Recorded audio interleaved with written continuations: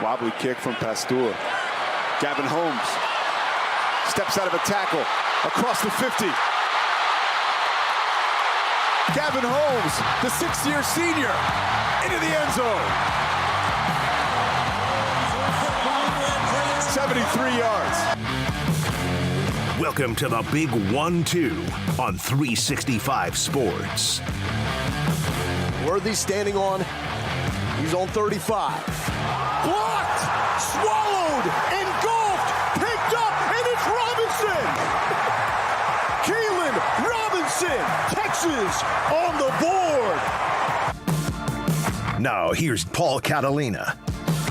Welcome into the Big 1-2 alongside Royden Ogletree. I'm Paul Catalina. This is the Big 1-2 here presented by Shorty's Pizza Shack on 365 Sports. Hope you enjoyed your football weekend. It was a crazy one all over the country. All over the country.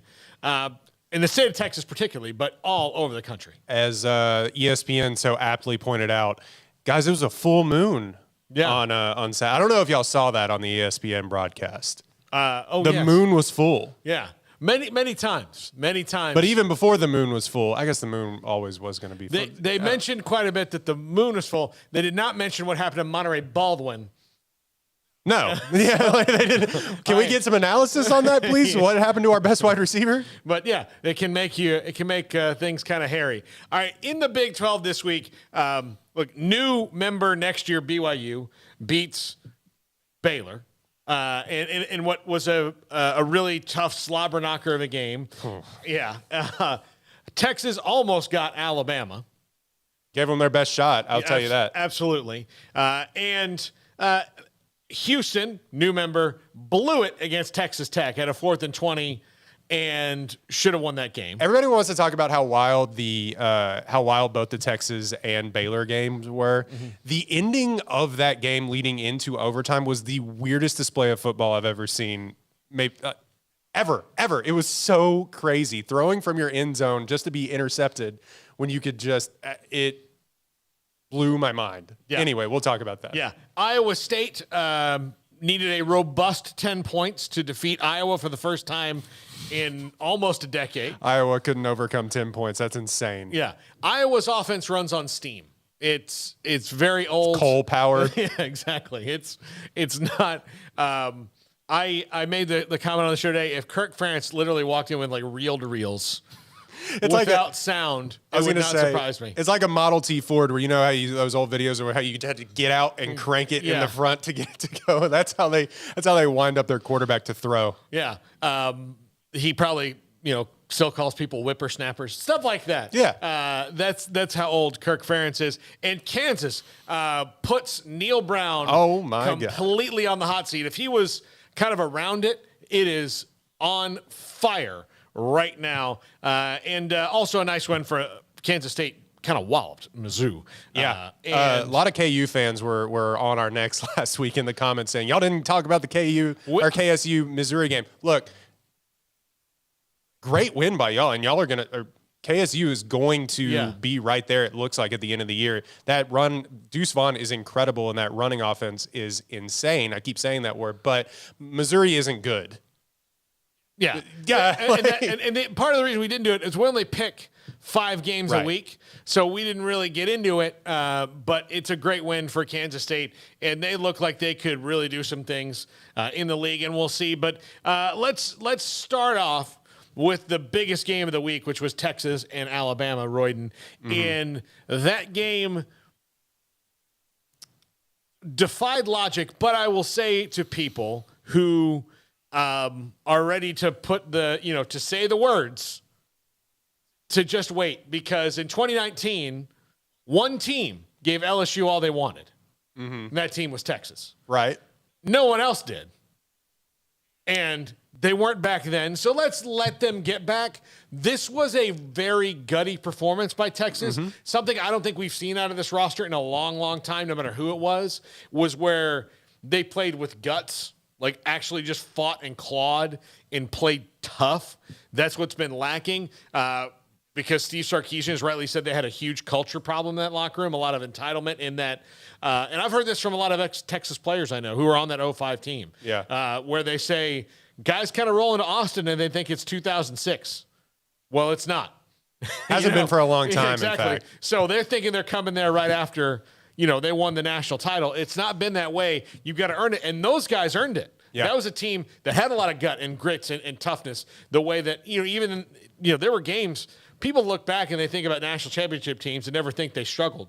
Well, it was one of the greatest national championship games of all time. And then they had a game earlier in that year against Oklahoma State where Vince Young in the second half had to say, guys, I'll do it. I randomly rewatched that game, just trying to remembering like the greatness of Vince Young. Don't ask me how I get down these holes, but I just was remembering how good he was. And it was incredible to watch that performance, and I think it had to do with rushing quarterback stats and whatnot. And he was second on that list because he hit 267 yards rushing in that game. Yeah, it was ridiculous. Anyway. So that's not Texas now. That's not who they've been. But that was a really unbelievably tough performance. They lose Quinn Ewers for a good chunk of the season now, which is going to affect them. Hudson Card played really well, but if you couldn't watch the two of them and see why Quinn Ewers is starting and Hudson Card is not, then I don't think you could say they're in the same spot, because I can see Quinn Ewers in that first half. I was like, he's playing Hudson Card into the transfer portal tomorrow. Very quickly. You could see the talent before the injury. It was listed today that he is, along with Bijan Robinson, actually, that he was day-to-day. I don't believe that. I think he'll probably – I have no information on this, but I think he'll probably be out for longer than that. I think that's a little bit of posturing for Texas on that. But there was rumors on take Twitter rumors for what they are, but there was rumors that, Sark wanted to start Card anyway until – the powers that be say, hey, we got to start this $1 million quarterback, but I don't see that. Now you're watching it. It's not even close. No, it's not. And I think the Hudson Card stuff just got, caught fire. And if that had been the case, whereas Hudson Card was better, then that would have been something that, we all need to talk about in this modern day recruiting reporting world about and evaluating, if Quinn Ewers is really the best guy you've seen since Peyton Manning, then what's that going on? And I also want to give Card the benefit of the doubt because he gutted out the rest of the end of that game, clearly limping the entire time. I mean, that was tough stuff right there. Yeah, but you could see on some of the throws they just weren't there. The timing wasn't there. It just seemed off. But I will give him the benefit of the doubt that he was lame coming up from one of those hits, and he was clearly limping. And that was what I thought was going to ultimately undo Texas, was that Alabama was going to just hit so hard and be so physical. But it had to come down to the last 10 seconds of the game for Alabama to win the thing. And it came down to Bryce Young being the Heisman winner. Exactly. And slipping that tackle and making one of the best plays that we saw all weekend. But credit to Texas. Guys, hand up. I was so wrong. I picked Alabama, and we'll go over our picks, but I picked Alabama not only to win, but to cover -20. Yeah. I got egg on my face on that. Looking at it now, the line is there, and there's things. Yes, we say that Texas gave LSU all they wanted in that 2019 season. It may be that this year that Alabama has more flaws than we actually quite realize, and it might be that it's just Georgia and everybody else. Well, I think so, and we'll see as the year goes on. Alabama's got some things they got to work on, but this is not the SEC show. It's the Big 12 show, so we won't talk about them. Baylor and BYU, a game that went into double overtime. I want to get to Texas Tech and Houston in this segment too, so we're going to kind of condense this.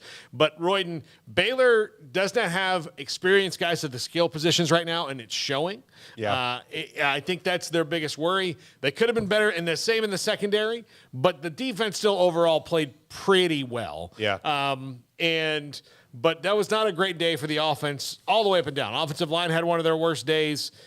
Blake Shapen didn't have a great day. They were clearly affected by the crowd, and the skill position guys were not great. Plus, Tate McWilliams got banged up. Right. He's day-to-day. And Monterey Baldwin got banged up, and he's day-to-day at best for the Bears right now. As far as we know, that's what we heard from Dave Aranda today. So those are things that they've got to overcome quickly. Not great, Bob. No. I was saying to anybody that would listen and to my colleagues at KWTX, Darby Brown and Chris Williams, after the spring game, that the problem was not necessarily going to be Blake Shapen, but like who's going to get open. Because, and I don't want to disparage the guys, but there was guys like bricking passes in that spring game and like letting it hit them in the chest and stuff. And it kind of showed here. And there's an experience factor. There's definitely an experience factor. And I think that this wide receiver group can be good, especially Monterey Baldwin and Hal Presley, like we saw in the Albany game. But the problem was it's like either you don't have enough faith that the offensive line can protect on the pass, or those guys just were not getting open. I think it was that. And here's the other thing. I think that there's a couple guys, and again, I'm not going to mention names. I think there's a couple guys they missed on, and that happens. Yeah. But when it happens to the same guys in the same class in the same position group, that's where it kind of stings, because then you need someone behind them to step up above them. And yeah, that's where they're kind of stinging, especially at wide receiver right now. But also just not taking some of those chances also hurt you too, like not trying to go down the field at all. And maybe you just couldn't, but I don't think that BYU, they have a really good, solid defense, but I didn't think that they had a world beater defense that you couldn't get 8 yards. You couldn't get 7 yards, some chunk plays. You couldn't line up a couple of tight ends and have them go out in patterns as well. It just, nothing was working. So running 3 yards in a cloud of dust also wasn't good too. It wasn't a lot of runs to the outside. And I had this on Twitter that some of those runs to the outside worked, but they were then called back by penalties. It was a sloppy game. And another thing, too, is that we're seeing for Baylor, and I know we're going long here, but that we're seeing for Baylor is that some of these running backs as well aren't, and maybe it would have been Tay McWilliams, aren't as apt at making those cutbacks in those lanes that we see from this offense that is needed. Yeah. I think that's a big part of it. I think we'll see more from Squirrel Williams. I think their initial reaction with him is to treat him like Cameron's dad's Ferrari and Ferris Bueller, where like just rub him with a diaper, don't drive it, but you gotta let him loose eventually. We rolled in reverse; it'll take the miles off of it. Exactly. I'm glad you know that reference. Texas Tech and Houston, real quick. Houston has played 2 overtime games right in a row. Mm-hmm. Much like the first team they played, UTSA, 2 overtime games right in a row, by the way, who plays Texas this week. But Tech, here's what I'm starting to think about Tech. I don't know if they're what you'd call good yet, but they have taken on the personality of their coach, who is the most enthusiastic human being, not named Scott Drew, I've ever met. He's very much like that, just go. And that game was that 4th and 20. Houston should have been over. Should have been over. Texas Tech gets it and then eventually wins the game because they took the wind out of Houston's sails. And Tech might be the team that can do that. Again, I think this is a 7-5 team more than likely based on their talent that they have right now. But they're going to ruin somebody's year in that somebody's going to need to beat them and lose, and then they're going to look back and go, crap. Yeah. They're gonna play spoiler to a lot of people, and I made this comment that they're gonna be the most entertaining 5-win team on the planet. That still may be true, but that 5 wins could easily turn into 7, maybe 8. Well, they were 6-win if the team. magic continues to happen. There's teams of destiny every single year in all of these conferences, and buddy, look, they've got NC State this week, and I don't know that NC State's really that good. They're supposed to be, but I don't know. And that's at their place. So I think NC State wins, but I might have to change that. I think I might pick Tech in that game. Oh, no. I might still pick Tech. I was underwhelmed with NC State in week 1 watching them. That was a weird game, too. Playing another Sun Belt team, I know. The Fun Belt. Yeah. And then they got Texas and Kansas State. So their schedule is NC State, Texas, Kansas State, Oklahoma State. So if they can get through that split or winning any of them, then I think they're on the track to a bowl game. But also, it helps if some of these games, and I haven't seen if some of these games are at home because Jones AT&T was rocking. Yeah. And they are hyped to be back, folks. Yeah, absolutely. Okay, we're running over here. We'll kind of carry this over, and because we're going to talk.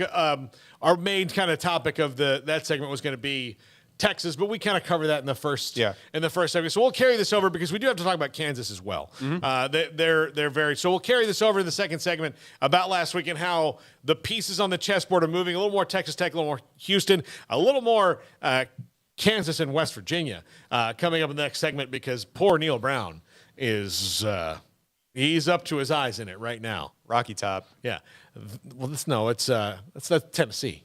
Oh God. Country Roads. Country Roads. Different John Denver song. Different John Denver song. Call me out in the comments. I'm very sorry. Yeah. That was so stupid. Yeah. You can't just put all John Denver songs into one pile. He sang songs about Tennessee and West Virginia. And I'm sure there's a Kentucky one out there. Gonna light my country music award on fire? Yeah. And maybe he sang a song about North Carolina. I don't know. He's been dead for a very long time. Oh my God. The Big 1-2, brought to you by Shorty's Pizza Shack at 12th and Bagby, comes right back after this. Shorty's Pizza Shack at 12th and Bagby is a homegrown, locally owned pizza place that's out of this world. Everything from the dough, the sauce, the sausage topping is made fresh in-house. Not to mention the amazing pizza pillows, the chicken wings are to die for. Try the Sikkim sauce, chili cheese fries or tots, plus great specials on food and drink every single day. Shorty's is also the perfect spot to watch the game with your friends. Shorty's Pizza Shack at 12th and Bagby. Tell them Paul sent you by. From the first workout to the last practice, sports is an incredible challenge. Hi, this is Dan Ingham with the First National Bank of Central Texas, and we're proud to support each athlete, every parent, and our educators. From families, small businesses, to the biggest industry, we're here to help. With remarkable products like First Free Checking, we've got banking ideas that fuel big dreams. The First National Bank of Central Texas. Familiar faces making local decisions. Member FDIC, Equal Housing Lender. Born in Waco, Brotherwell Brewing exists to serve the Central Texas community with locally crafted beer of the highest quality. They want to bring Central Texas closer to the brewing experience so everyone can enjoy well-made beer as much as they do. For 2.5 years, they've been bringing high-quality beer to Central Texas at their location on Bridge Street in East Waco. Brotherwell Brewing believes in community and bringing people together to enjoy products made in their community. So for your game day, whether it's a tailgate or at home, stop by Brotherwell Brewing for high-quality craft beer made right here in Central Texas, 400 East Bridge Street, and check them out online at brotherwell.com.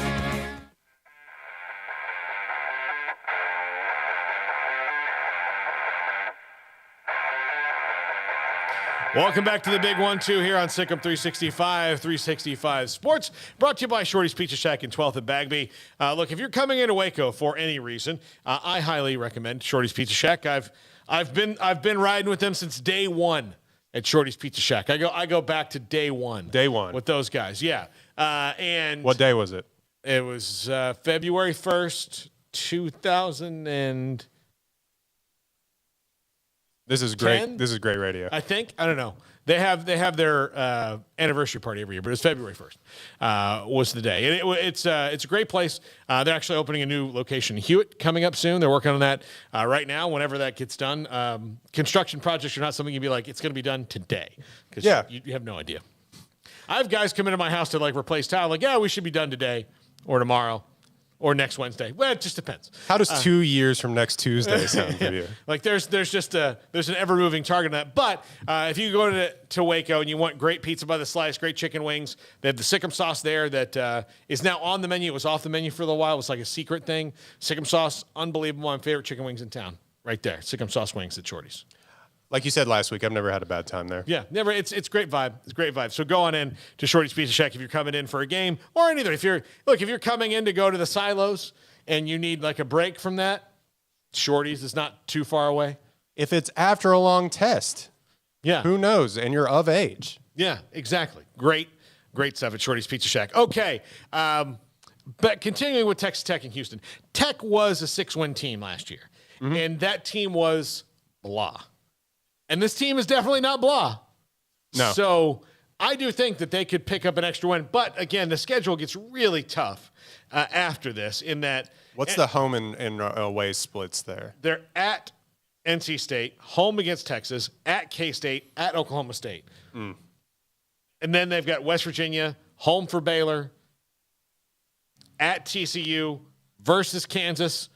Late in the year where the Kansas could be playing with a tremendous amount of confidence.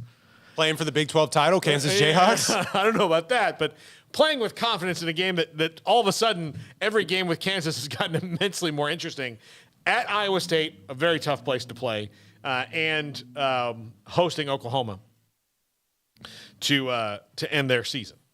So it's Tech is going to be a very interesting team to watch this year. Well, they needed these first two games badly if they wanted to not maintain pace in the Big 12, but like maintain any sort of success for the rest of the season. And of course, you always want to win all the games that you play. But if they were going to have a incredibly memorable first season under this new regime, they needed these two games, and they got them. And now they have the big MO. They got momentum on their side, which is something that I think plays way more in college athletics than it does in any other form of athletics. Is momentum being on your side, because then the fans start feeding into it. It becomes a narrative, something that you can play on. They never believed in us. Rah rah rah. I don't know how far Donovan Smith is going to take them, because and Tyler Shuck will be back in a few weeks, and then you've got because it just depends on who you're going to want to start there, because he made some error, and none bigger than the final interception that he threw out of their own end zone, basically to midfield, just to be picked off that would set up a game-winning or potential game-winning field goal that wasn't. Yeah. You can't have that going forward, and I think eventually that will come back to bite them, maybe on the road at some of these more further along programs than Houston is under Dana Holgorsen. But talking about Houston, I think Houston also was missing any sort of run game at all. Alton McCaskill has been injured for them. Was injured for them last year. Their freshman running back from last year, and so I think that kind of has taken the wind out of sails of this Houston program early on. So I think once somebody is able to actually keep their own tempo against Tech, and they're not playing at this weird phonetic pace that they have, it will be a different story. But right now, Tech is living on the edge, and they love it. It looks like if that's the game that they want to play, and you come in there and you want to try and match that energy and pace, good luck. Good luck. I don't want to do it. I think that is a recipe for disaster to any team going into Lubbock. Yeah, absolutely. All right, Kansas and West Virginia. My goodness gracious, Kansas is 2-0, and they're a third of the way to bowl eligibility. I don't know if they'll get there. I don't know if they can hang on, but I'm amazed at what Lance Leipold has done in a year. And built off a little bit of momentum last year. They beat Texas. But Jaden Daniels, in my opinion, should have been the Big 12 Offensive Player of the Week. It was Donovan Smith. But Jaden Daniels had a much, much better game. 3 touchdowns passing. He also had 85 yards on the ground and 2 touchdowns. Yeah, he was fantastic. He was fantastic. That running game, they rushed for over 200 yards against West Virginia. And I said that on this I said on this show last week that I felt that Kansas would cover, but that West Virginia was going to be able to actually rush the passer and stop the run, kind of like they did against Pitt. Boy, was I wrong. They didn't have any tackles for loss, or they had 1 tackle for loss. They didn't have any sacks. They could not get to Jalen Daniels. They couldn't figure out that running game at all. And some of the rushing touchdowns for that team, if you go back and you watch it, they just walked into the end zone in the red zone. Their red zone offense looked incredible. And they needed a little bit of chaos there at the very end. Somehow West Virginia was able to battle back with like a minute left, down 8, and was able to get in. And this was one of the games of the year, I think, so far in the Big 12. But I don't know. That run game is awesome. Jalen Daniels doesn't make a ton of mistakes, and he is dynamic. Their defense is going to kind of be a problem, as it is with these schools trying to rebuild. But yeah, I don't have anything to say other than well done. What you cannot do now because of that offense is you cannot take them lightly. No, you can't just say, okay, we can figure this out, because if your defense has a bad day, then all of a sudden you're going to be down. And Houston has to play them this week. Kind of reeling off a double overtime, loss. So I think that's emotional win for Kansas, emotional loss for Houston. We'll get into our picks later. I think it sets up maybe another recipe for disaster for Houston. It is at home. They have to go down to Houston. But I think, they're going to, much like we said Texas Tech, they're going to ruin somebody's year. Yeah. They're absolutely going to ruin somebody's year that is predicted to do bigger things, whether it's Baylor or anybody else. And they've already done it for West Virginia. For West Virginia. Neil Brown is in it right now. I mean, he's in it. He's got to find, this team needs to start winning. Look, JT Daniels is certainly an upgrade at quarterback, but every time I watch him play, I'm reminded that, this guy's been at 3 schools for a reason. Paul, I've got a question for you. Yeah. You mentioned bowl eligibility for Kansas. Yeah. I've got their schedule pulled up right here. Okay. What teams do you think they can be? It's 4 more wins. Okay. All right, 4 more wins. Let me pull up their schedule. I got it here. Okay. Let me say. Okay, so they're 1/3 of the way there now. I think they can beat Duke. Absolutely. Yeah, they can beat Duke. I think TCU, I don't really know anything about TCU yet because they've played a really bad Colorado team and they played Tarleton State. So I don't think about TCU. I think Tech is going to be in the water because I think Tech is going to play a lot of games like the one they played against Houston. Mm-hmm. So I think that one's there. And look, I think Texas, they've beaten Texas. Not only have they've beaten Texas a couple times the last few years, they also, one year, if Sam Ehlinger had to leave that game for any reason, Texas would have lost to Kansas that year too, because Sam Ehlinger willed Texas to the win. Wasn't it 50? It was another 50-point game by each team. Yeah. Yeah. Look, Caleb Williams had to reinvent a rule against Kansas last year to shake them off. These guys, they will thrive on being overlooked. So I think the Duke game is out obviously there. Duke, surprisingly, correct me if I'm wrong in the comments, and that's fine. One of the worst programs historically in the history of college football. That doesn't do anything for this year, also, but they are always beatable. Also, Duke 2-0. Yeah, I was just saying, that doesn't, like I said, it doesn't do anything for this year, Duke 2-0, but I have to believe that Kansas may have a better team than the current Duke team if they're playing like this.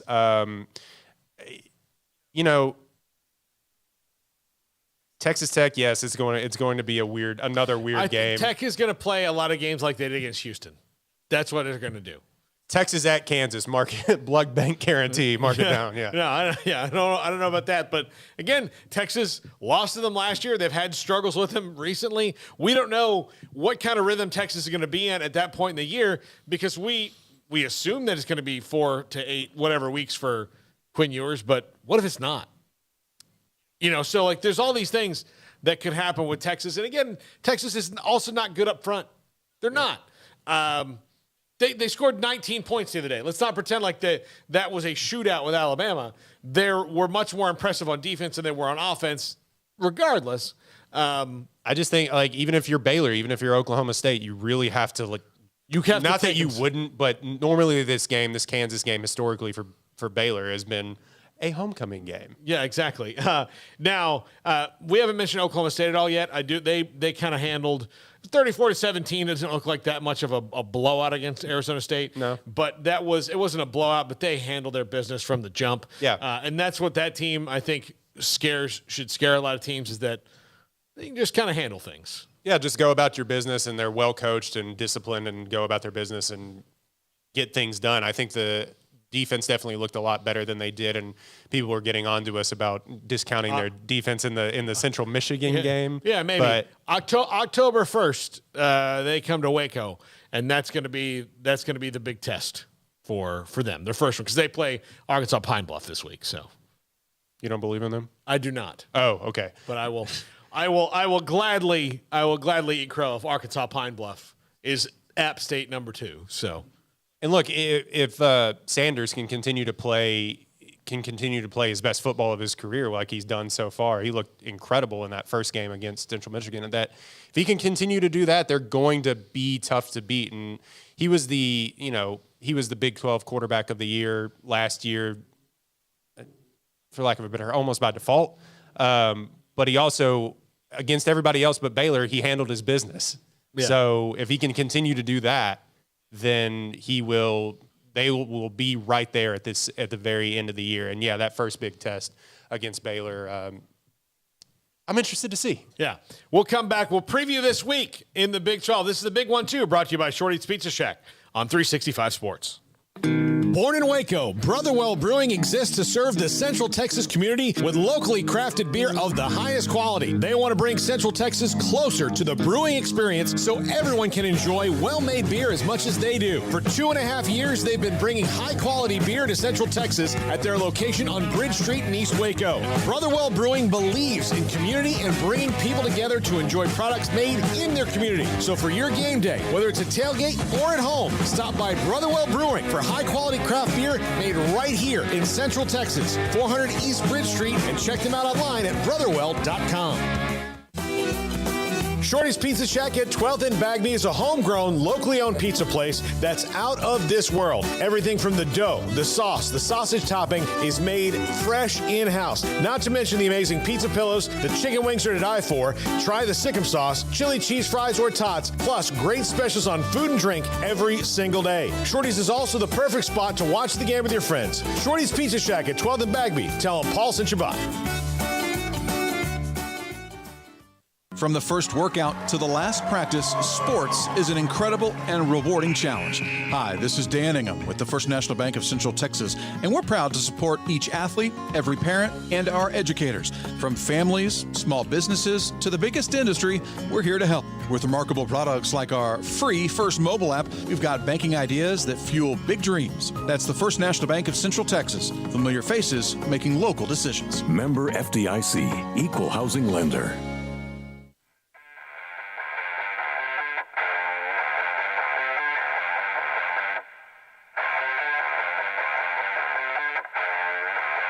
Welcome back to the big one, too. Paul, Catalina, Royden, Ogletree with you. And this week, this is week 3, right? Technically, yeah. Week 0 doesn't count, which blows my brain, but But 0 is nothing. I've never understood that whole, we'll call it week 0. Just call it week 1. Just call it week 1 and then move along. I always said that they should take whatever week 0 games that they have and move them to the Sunday after all of the week 1 games, because there's 1 or 2, and of course, like the LSU FSU game, they should move all of those, however many 10 games that they have, and just put them there. So we have another full day of football on Sunday before NFL season starts. Yeah, I think that's a great idea. This week in the Big 12, there are not, Baylor has Texas State. Not a team that kind of gave them all they wanted last year. Could you actually see it on ESPN Plus? I don't know if anybody actually saw the actual game. I think you could see it. I don't know if you could hear it very well. Right. The audio was. And the thing is, I'll just little inside baseball here. As a person who does audio, I wanted to call me listen, I know it's wrong. I know there's a button push somewhere that you guys are not undoing. Just unpush all the buttons and then start from scratch and you'll figure it out. I know it. There's a button on your mixer. Oh, it's the one with tape over it. I'm sorry, I didn't see it. The one I'm just do not move. Oklahoma plays Nebraska this week. That is really interesting in that. Oh boy. It'll be Mickey Joseph's first game as the interim head coach at Nebraska after Scott Frost got fired this weekend. And that was coming. I think the biggest thing with Nebraska, former Big 12 team, that they did not feel that they could really get into that coaching mess last year. Yeah. With the way that, Lincoln Riley and Brent Venables and Brian Kelly and all these things happen. And that's something like Notre Dame and Miami and, Oregon's open too. So all these things happen, all those dominoes fell. They didn't feel that they could sneak in and get one of those guys that they would have wanted, right? Being where they are now. But if they're the first job open this year, then they can start the carousel. It's kind of how Texas Tech played it last year. Yes. So I'm curious to see who they get this weekend for Oklahoma, Nebraska. Though I think Brent Venables can name the score because I don't know if there's unless there's this win one for the Gipper thing, but I don't. They could have won one for the Gipper while he was their damn coach. So I don't know if that's They had going plenty on. of chances to win one. Yeah. Some would say by one score, a lot. Yeah. That game's like an 11-point spread. It's going to be kind of a weird game, and we don't quite know what Oklahoma is at this point, and Oklahoma fans will get mad at you when you say that. But Kent State's not good. Yeah, but I think part of that was just they played with their food a little while there, and then they won 33-3. It's fine. No, I'm not saying like I'm just saying you don't quite know. Oh yeah, they haven't been tested. UTEP and Kent State, so this will be the. It's still not made like Nebraska might be worse than UTEP though. You think they might be? Look, they were worse than Georgia Southern. They were almost worse than the team they played in between Northwestern and Georgia Southern. Yeah. Who is so insignificant? No offense, I forgot. But yeah, they've not played a good game. Nebraska's not played a good game all year. Would you like to be paid $7.5 million to not work? Yeah, but I would also not like to be able to go to a town that used to love me and then have them, like, is it worth it? Like to never like a you place can't step foot in Tallahassee ever again. Yeah, no, I wouldn't do that. Now listen, do you want to pay me $7.5 million never to go to Gainesville again? Look, I don't wear jorts, so I don't need to go there. Oh man, but no, like I don't know if I could do it. I will say this: I would offer this to Kansas before Lance Leipold. Look, you're paying Charlie Weiss and all these guys all these many millions of dollars not to coach you. I will take 1% of that. Just 1%. Just pay me not to coach there because I promise you, if I was the head coach at Kansas, I would ruin things. Oh, you think? I'm not the one you want. Right. You know? So just give me 1% of that just to keep me away. Gary Patterson, next head coach of Nebraska. I don't think so. I really don't. I think they got to go younger. I also think this. Gary Patterson is in a perfect job for himself right now. I mean, yeah, I think he's probably the reason that defense looks so good the other day. Anyway, I absolutely agree with you. And plus, he's getting to play his music on Tuesday nights at open mics, which he is doing. And Texas fans will go and clap for him and make him feel welcome. So I think he might wind up being the defensive coordinator there too eventually. But he already went down the road with Nebraska, and that was like 16 years ago. He was I didn't even know this. Yeah, he was almost the coach there then, and Nebraska messed up by not hiring him, clearly. But I also think that Gary Patterson, for what Nebraska needs to happen, they need a person who is, what's the word I'm looking for, completely sane. And Gary Patterson is not. Okay, the game plan the other day that he had, that clearly he had a big hand in. Gary Patterson is a defensive football genius on the level of Bill Belichick. like a savant. Absolutely, where he just sees things that none of the rest of the coaches can see. He is that good. The difference between Bill Belichick and Gary Patterson is that Bill Belichick doesn't care what anybody thinks or says about him, and Gary Patterson cares about everyone has thought or said, or maybe he thought that they thought or said, or thought all around the thing. Imagine that he thought that they said. Oh, man. That's Gary Patterson's problem. He's just like me, for real. Yeah. But I mean, he just thinks about things that aren't, just take the SMU controversy last year. Yeah. About how many different things he just made up out of thin air. Like he was on Fox News and was like, well, no, that's not what happened. It just, I don't think you'd want to be your head coach right now. Right. Because I think he's just too worried about, because the minute something goes wrong at Nebraska and you go, coach, why can't you change it? Well, it's not my fault. It's been bad for 15 years. What am I doing? That's in Gary Patterson lives in Fort Worth. I mean, that's the kind of stuff that happens. Yeah. You want to get in a fight with Ahmad Dixon. I mean, what do you care? You're winning. You're the head coach at a university making millions of dollars a year. He's a guy on the team. You've won at life. Chill. I give the same advice to Jimbo Fisher here recently. Oh, yeah. Okay. But Speaking of. Yeah. But yeah, you've won at life. Just chill. Previewing games. You brought that up. I think Oklahoma rolls in that one. We'll do our picks in the next segment. But Kansas and Houston is another interesting game we talked about before in the last segment. Look, at Kansas' offense is going to score points. Can Houston's defense keep them relatively roped in? Yeah, I think that they'll do okay. I picked Kansas in previews to like cover the spread, but I think that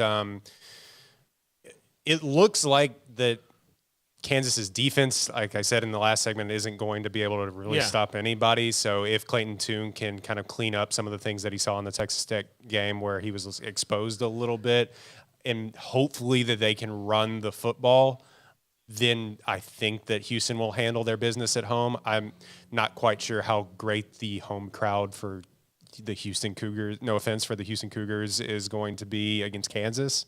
It might be better now. I mean, and look, they have a lot of passionate fans there in Houston. Absolutely. So that's my neck of the woods, but it has been better. Yeah, exactly. Now, and one thing I will say, I think a good point of comparison for Kansas might be, I think it was Art Briles year 2 when RG3 got hurt. I can't remember. But yeah, that was year 2. They came in with all of these expectations, we'll make a bowl game this year. But year one and year 2 of Art Briles, that offense was all of a sudden electric, and they were doing a lot of things. Not so much year 1, but year 2, it was electric, and they were scoring a lot of points. But dear God in heaven, they were not stopping anybody. Even into year 3 and year 4, they weren't stopping anybody. Somebody posted the highlights of the West Virginia Baylor game on my timeline the other day, and that was interesting to go back and look at. Look, the Alamo Bowl that they won against Washington and Steve Sarkisian when he was the head coach there, we were staying in the team hotel, and I remember going down and seeing Phil Bennett the next morning after the game, and I was like, "Coach, how you doing?" He's like, "Oh, we gotta play better. I can't do any more like that." What do you like? He's like, "What am I coordinating here?" I'm trying to. Isn't it great when a coach just actually admits to feel like we just have to play better? We and just they have won. to. Yeah, and they won the game. But I got nothing. We just got to be better at football. Yeah.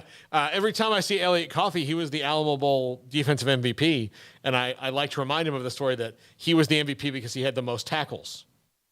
Because they asked for a defensive MVP in that game, and we're voting on it, going, I don't know, who has the most tackles? Elliott does. There's your guy. Because a lot of people were in the secondary. A lot of people got past that first level. Other most interesting game in the Big 12 this week to me, 2, UTSA and Texas. UTSA gives everybody all they want. Texas probably wins that game, but man, don't be surprised if Jeff Traylor goes in there and makes it really interesting. But they played back-to-back double overtime games. You wonder if they've got it in the gas tank to go to Austin.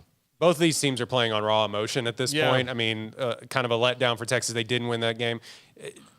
A lot of that was to be expected, and there's no such thing as good losses, but that kind of was a good loss for Texas. I think that just remains to be seen. I think it was a great game, but let's just I think the world needs to let Texas grow back into what they were, as opposed to letting them have good moments and being like, oh, thank God you're back. Yeah. We haven't been able to understand it since then, but just let them grow. It's only fair for them. And part of it is because it's impossible to ignore the outside noise.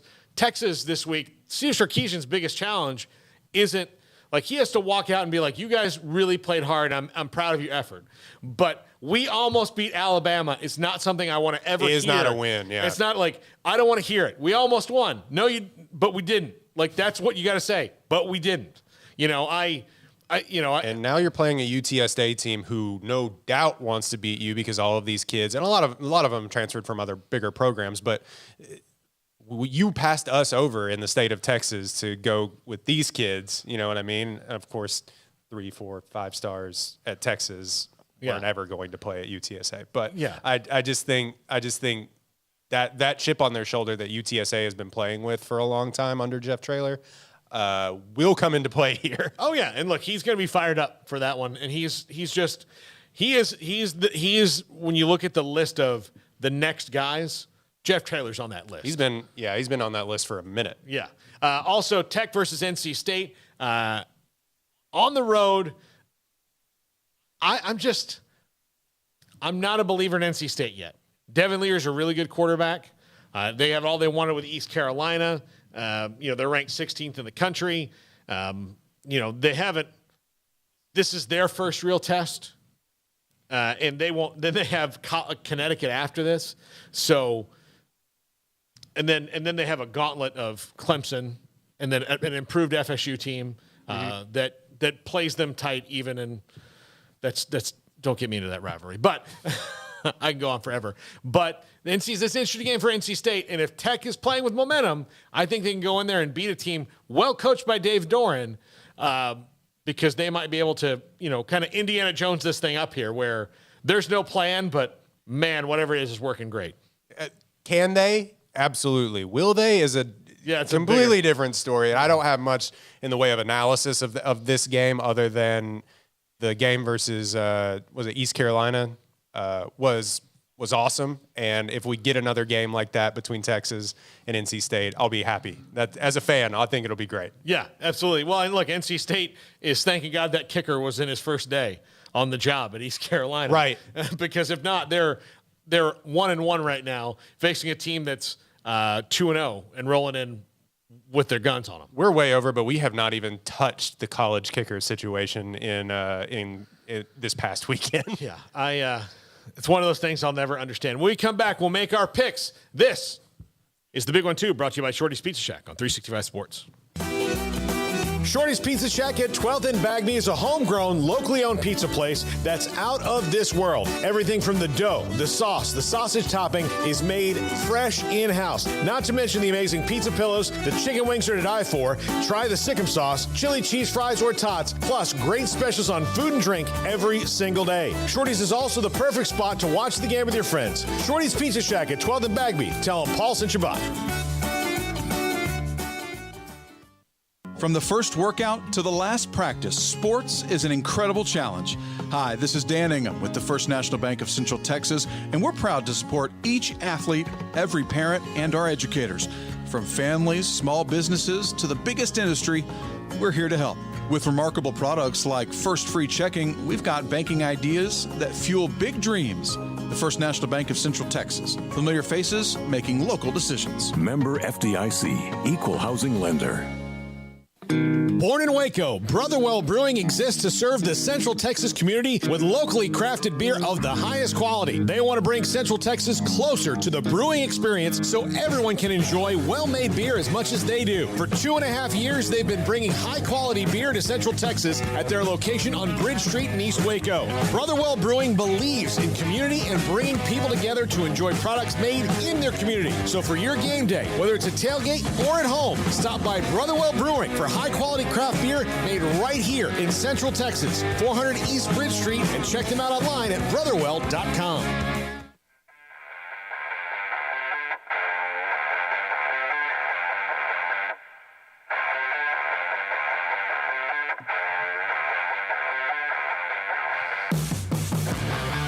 Welcome back to the Big One 2 here on Sikkim 365 Sports. Paul Catalina, Roy Ogletree works over at KWTX, who is our partners in many things that we do now. Our pre-game show that you can watch on either the CW or KWTX, depending on. We've been 2 games. We've been Back and forth. Back and forth. It also it just depends on what games are actually on KWTX. Exactly. So we don't know. We have to do that, but it's not going to be on there. Plus, Sikkim 365 or Sports Tonight, powered by 365 Sports, on every night on the CW at 10:30 p.m. It will also be the pregame show. Will also be on our KWT Extra web player. Okay. Just like these shows will always be on our KWT Extra web player on our website. Just click on the tab, find KWT Extra. You can stream it for free. That is important. That's good.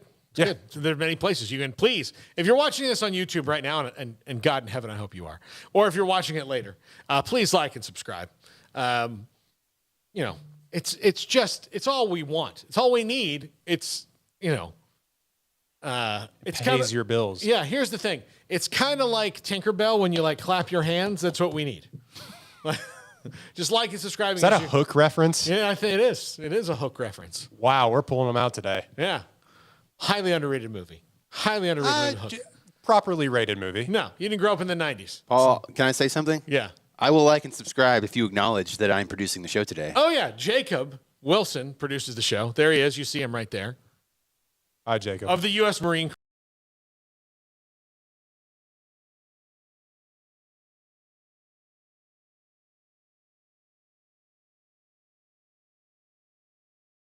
There we go. We're back. Okay.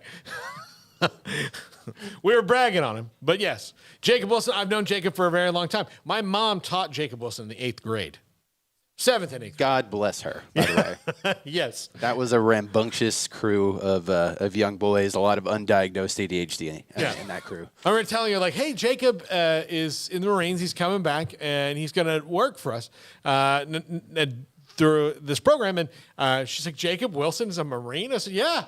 She's like, wow. That's basically like a, oh no. Yeah. But that was she and that group of teachers are all still friends, and they still sometimes will talk about that year because somehow all these left a good impression. It was all boys, and they were all athletes. They were all in the same class that like they just had to like pass around for 4 periods a day. And it was wild. What school district? Quick shout out. What school district was this? We Riker for high school, but it was St. Louis for middle school. And so, quick shout out to our Catholic school here in Waco. Yeah. Now called Bishop Lewis Riker. But God bless your mother. yeah, she was there. She dealt with Jacob, and that's why he's such a well-adjusted young man today. Shout out to Barry Moore enjoying the show here in Australia. Oh, nice. Good day. Let's go through these picks here, Royden. Let's do it. Going off at 50% last week, I think. Yeah. So yeah, woo. Let's do these picks. We didn't relitigate what we were right and wrong about last week. All right. Don't look it up. It's fine. Texas versus UTSA. First up, and we both have Texas in this game. Yeah. I think it's at Texas. They just came off, one of their most inspiring performances in years. I think UTSA gives them all they want, but I don't know if they have enough in the tank. Probably not. We were picking money lines in this as well too. I picked Texas. I really went in hard that they in the opposite direction against Texas last week, saying that Alabama would cover 20. That was before we kind of were exposed to some of the problems that Alabama might have, and also some of the strengths that Texas actually might have. So I think that the talent just outshines here, but UTSA going up the road is going to give them all that they want, I think. And they were going to go off at an 11-point favorite, if I'm mistaken. Yeah, Texas at 11 right now. Give me Texas, but give me UTSA to cover on that. Okay, next up, NC State against Texas Tech. This is where we differ. We differ right here on this one. I'm picking Tech. I was wrong about Tech, and I may be wrong about Tech this week. I'm picking Tech. I was totally wrong about the Texas Tech game. I also picked Houston to completely cover in that game. I picked Houston to win in that one. Yeah. Yeah, I picked Houston to also completely cover. I think Texas Tech was going off at -4 in that game. So,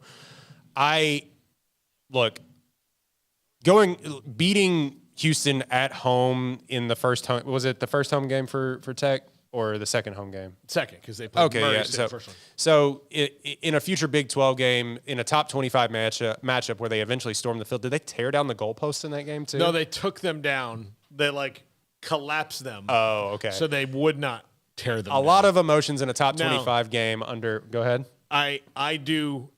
Tech was favored to win that game. Yeah. You are not allowed to storm the field when you're favored. Oh, you're not? No. So BYU shouldn't have stormed the field? No.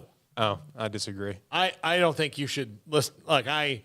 Paul, let the kids have fun, Paul. No, it's not about not letting the kids have fun.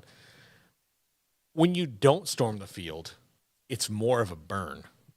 Oh, we belong here? Yeah. Paul, you're a Florida State guy. You've had charmed success. It's very long past us, but you've had national championships, multiple Heisman winners. It's charm. And guess what I've never done? I've never walked my little fat feet on Doak Campbell's grass.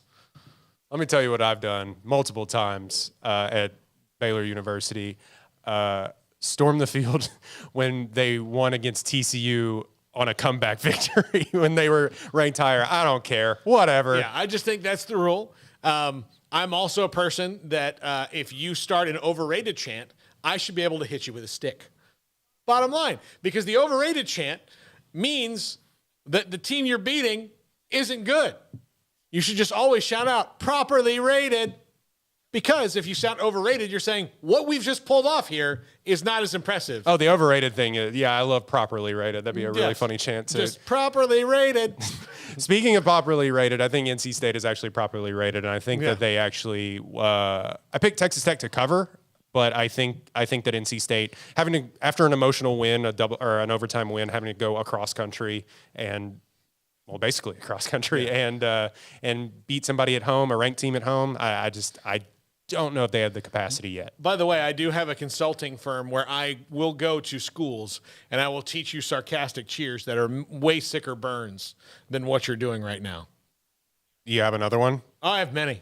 I have many. But, I mean, again, I'm not going to roll them out for free. Okay. Consulting firm, right. Yeah. But sometimes I just need to know what are you really saying? Like the whole like the keys jingling thing that I like. That's good and sarcastic. Hey, we're done. We're all getting in the car. That's good, But overrated is the opposite of that. Like we're done with you. I don't know how well sarcasm comes over to players on the field, but it is funny to think about. It's not about the players on the field. It's about the other fans. Right. Okay. The players. Yeah. You're not being sarcastic to the players. I don't think that when you're yelling overrated that Bob Huggins is sitting there going, oh, maybe we are. I mean, I don't think he cares, but you know what? I didn't even think about that. Like the guy who's like, run the ball. And the coach is like, thank you. My God. Totally forgot. I totally forgot to run the ball. Thank you. Row 7. Not for you. I wasn't even thinking about it. We did not even go over that this week. All right, Houston versus Kansas. I've got Houston in this one. Got Houston as well. Sorry, Kansas fans. I picked Kansas actually, I think, to cover in this one as well on our text messages. We don't have the actual line there, but I think it was Houston. If I can pull it up, Houston -10 at home. Kansas, I think like we keep on saying, give them all they got. Home game, another emotional win against a Big 12 rival, not rival, but Big 12 foe the last game. Yeah, give me Houston trying to get a little bit of redemption of a game that they probably should have won against Texas over a team coming off an emotional and maybe going to have an emotional letdown going into Houston in Kansas. So I still have Houston. Yep. All right, let's see. Next pick. Throw it up on the board there. I've blanked because I'm in my 40s and it happens. Baylor versus Texas State. This is a game, and one of the reasons I threw this on there is it's kind of the best of the rest of the games because West Virginia plays Towson and Oklahoma State plays Arkansas Pine Bluff. Blah blah blah. So it's not a lot of great games, but Texas State in San Marcos last year had Baylor was never going to lose that game, but Texas State made it. It was nervous time.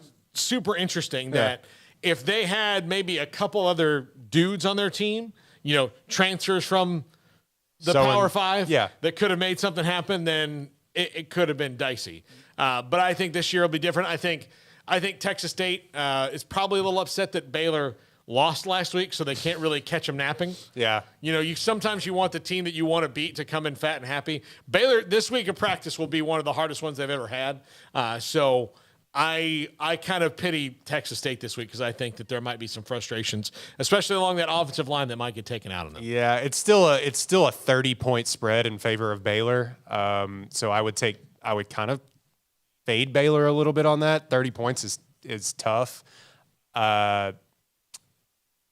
But it's going Baylor will probably roll in this one, and I'll have to eat my I didn't think that Baylor could cover -42 against Albany, and they beat them 69-7. So I Texas State may be a little bit better than Albany, but frustrations will be taken out on the field, and I think. I don't know. It was such a frustrating loss for that team this past week, and we didn't talk about it in full, but it was such a frustrating loss for that team. And Dave Aranda's teams have had the ability to regroup under him, all except for that first season. We only have 2 seasons of thing, but that first season is a wash. Last year, they were able to regroup after some devastating losses and put film to the field and correct what needed to be corrected. And I think that I'm sorry, Texas State, to have that be you. Sorry. Yeah. Absolutely. All right, and the last pick, Jacob, Oklahoma and Nebraska. This is all OU. Even if Nebraska plays the most emotionally charged game in their history, they don't have the dogs to run with OU. No, and OU's quarterback, I'm so sorry, I'm blanking on his name. Dylan Gabriel. Dylan Gabriel. He was incredibly efficient last week against Kent State, 289 yards, only missed a few passes, 3 touchdowns. I think that offense will actually get to experience, playing other Power 5 players will be interesting for Texas or for Oklahoma in this one. But yeah, if they were, like you said a couple of segments ago, if they were ever going to win one for their coach, they would have already done it and he wouldn't have been fired. So yeah, maybe Nebraska is able to cover the spread in this one. I think it's an 11-point spread, but I highly doubt it. Highly doubt it. Yeah. All right, that's going to do it for us here. We don't have another pick, right? That was the last one. That was the last one. Yeah, people are asking about Oklahoma State. Arkansas Pine Bluff. Yeah. Yeah, I'll take Oklahoma State in that one to cover and everything. Okie State fans, you're going to be okay. Yeah, you're going to be fine. The first big test comes on October 1st. I think they've got a bye after that. Their bye week is next week before they come into Waco. So kind of a little advantage there for Oklahoma State because Baylor has to go to Iowa State right after. A tough place to play. A place they've never played well, even when they've won there. Like, even when Baylor's won at Iowa State, they've never, like... It's never been fun. You've never been like, oh, wow. Also, is this the first time, and I know we're over, but is this the first time that this is like an 11 a.m. kick for that game? It's always usually in the early afternoon or at night when it gets real weird. Yeah. Yeah, a good friend of mine who's an Iowa State fan was super bummed about that game being at 11 o'clock. You know who's super bummed about that game being at me? Yeah. I got to wake up and be there. We got to get up early. Yeah, you're going to be there. All right, that's going to do it for us. I'm Paul. He's Royden. Please like and subscribe. Just do it right now when you're watching. You can just like, subscribe, done, and I won't bother you anymore. If not, I'm just going to send Royden to your house. I'm just going to do it.